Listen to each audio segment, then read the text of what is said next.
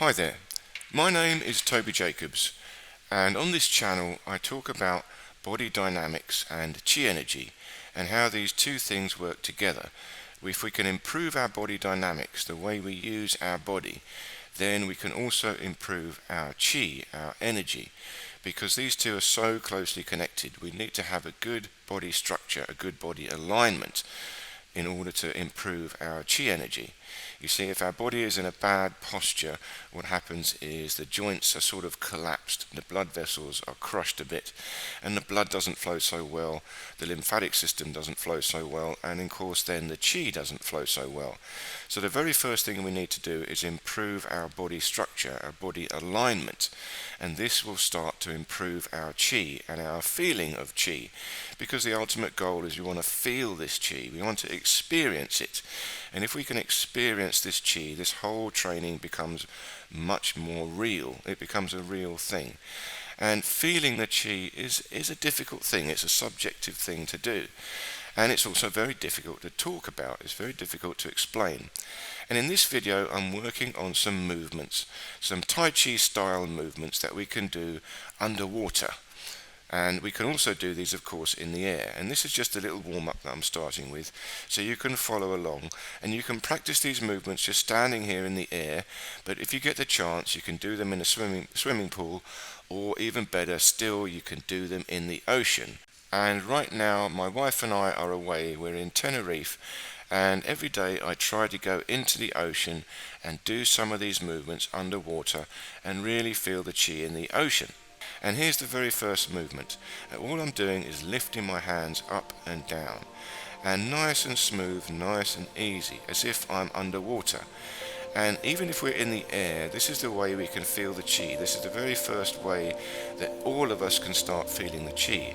If you just move nice and slowly, nice and even, as if you're underwater, there's a slight resistance to the movements. So as your hands come up, you might inhale. As your hands go down, you can exhale.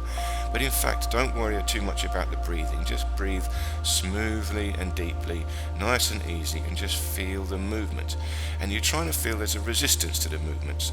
And here, number 2, I'm just twisting left and right and dragging my hands left and right through the water, or through the air in this case. But the chi, when you feel the chi, it's very much like being underwater. I've got a slight resistance to the movement, and I'm feeling my body push through this gentle resistance, as if I'm in this field of chi. There's a fluid around me, and this fluid is the chi energy. And of course, being underwater, you really do feel a resistance, and you can push through the water with greater and greater strength. You can move, and this will also train your body, increase your strength. And here, movement number 3, I'm very simply moving the water, hands out, hands in, and rotating my palms. So I push the palms back and I push the palms forward, just like I'm moving water around me. Breathing deeply and smoothly and feeling the resistance, gentle resistance to the movements. And you can see I'm also rocking slightly forward and slightly back. And this you'll find if you're underwater, you'll feel that when you push your hands back, of course it pushes your body forward. And when you push your hands forward, of course it pushes your body back under the water. And under the water you feel a bit lighter, because of course the water has got a buoyancy. And you've got to grip your feet a little bit into the ground underwater.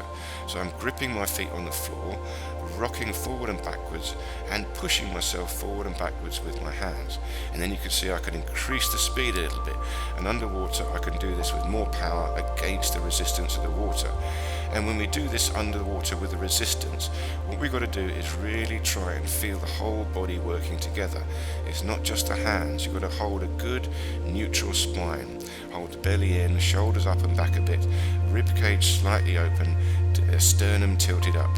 And now I'm going side to side, twisting side to side, drawing circles with the hands. So one hand comes up and across, and the other hand moves down and across.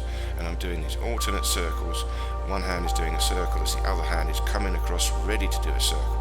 And in Tai Chi, this movement is called cloud hands, or moving your hands like clouds.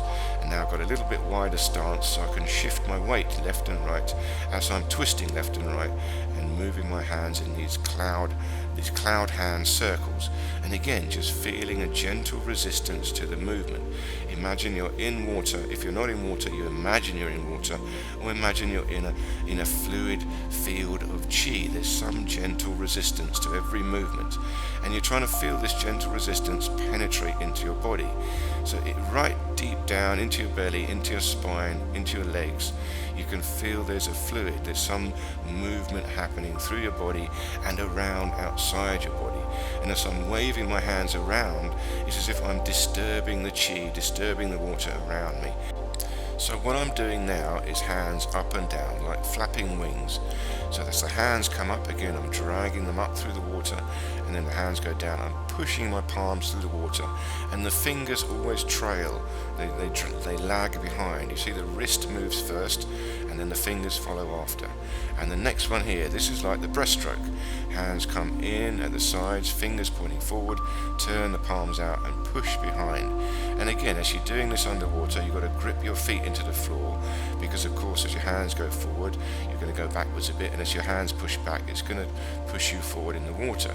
So this water around you is creating a resistance, creating a movement in your body, and you have to grip your toes, grip your legs into the floor to resist against this movement, the pressure that your hand is creating in the water around you. And underwater you can really feel this. It's wonderfully nice. And if you're in the sea, of course underwater in the sea is the best, because you really feel a lot of chi in the ocean, and you can ground yourself very powerfully in the ocean. The ocean is very, very grounding. But if you're outside of the water, you can do this in nature, barefoot on the floor, and again, this will really ground you in nature. Or you can do it in the gym like me. That's all good.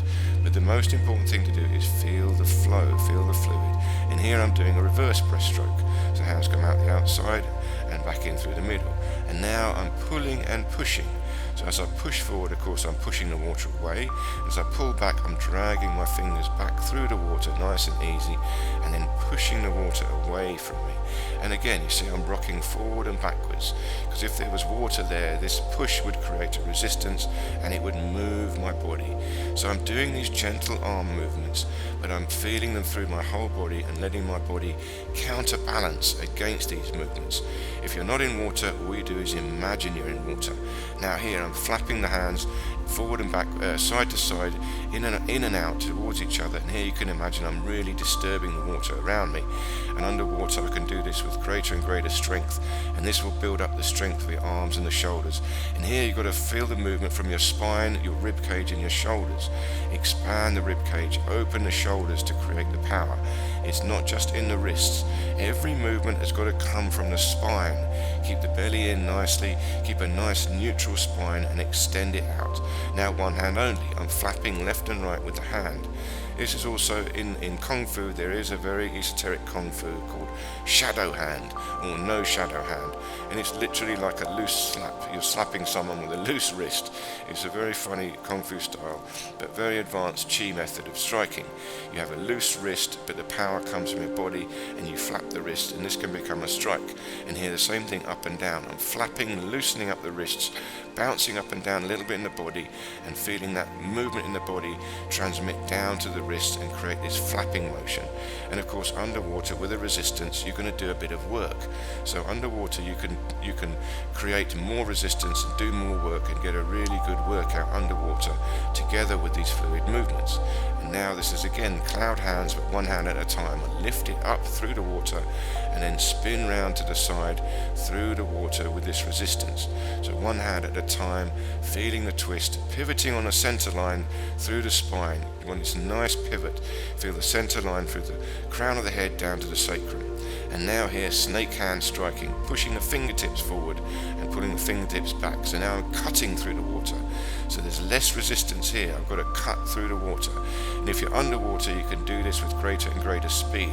You can feel how when you cut through the water, it's faster. And when your palm pushes through the water, of course, it's slower. So it's a different sensation. Here now I'm cutting through the chi with this snake hand striking. And again, in between each one, loosen up, and now we do a big circle up, inhale, and push the hands down, exhale. And this left and right twisting, this is my basic exercise number one. Even this you can do under the water, twisting left and right.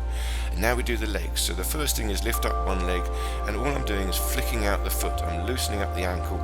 The feet is completely relaxed. You can feel the toes shaking. I don't extend the foot completely. Watch out for the knee. Do not lock the knee. And if you're underwater, you'll really feel a strong resistance in your ankle. So you've got to loosen up the ankle, relax the foot, really shake out the foot. So you're loosening up the toes, loosening up the ankle. This is about relaxing the foot, relaxing the ankle.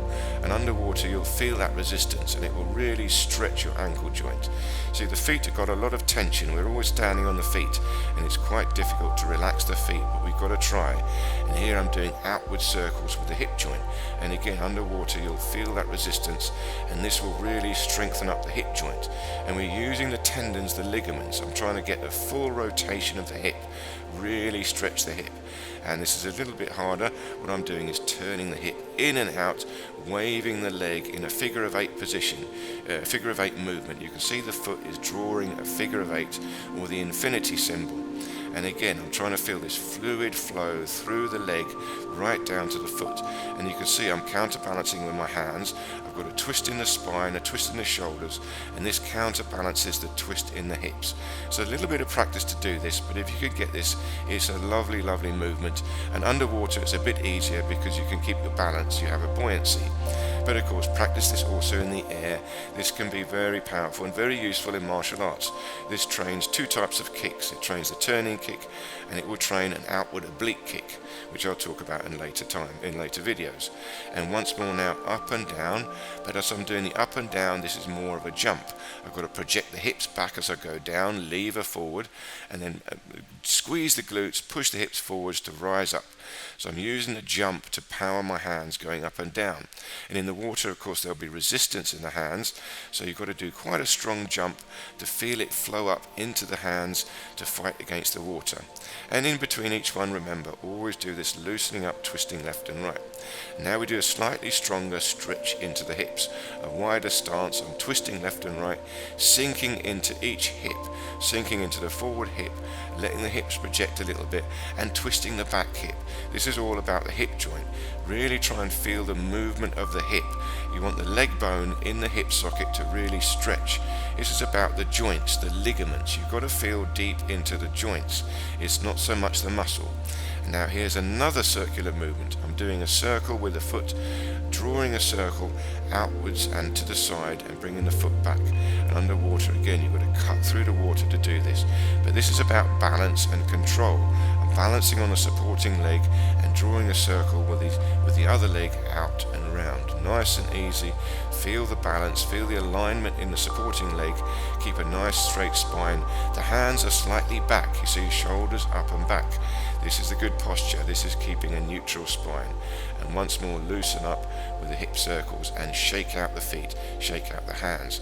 And again, now bending forward. Of course, you can't do this one in water. You've got to be careful. You don't want to put your head underwater. But here, standing up, just loosening up, stretch out the legs. And once more, big circle, stretch up and exhale, hands sink down. And now we bring the chi, the energy, to our belly. Hold the hands in front of your belly, gently twisting left and right. Sink down a little bit. And here what I'm trying to feel is the chi moving around and around my waist and deep inside my belly. You can think of it as a ball of energy inside, spinning round and round. And now we do a little bit of breathing. Inhale, I lift the hands up a little bit, expand the rib cage. Exhale, push down, but still keeping a vertical spine. Belly is always in. As I push down, the belly goes in. As I inhale, the rib cage expands, but the belly still stays in. This is more about the rib cage breathing. I need to have a continuous tension in the waistline. Only slight, but the waistline is pulled in.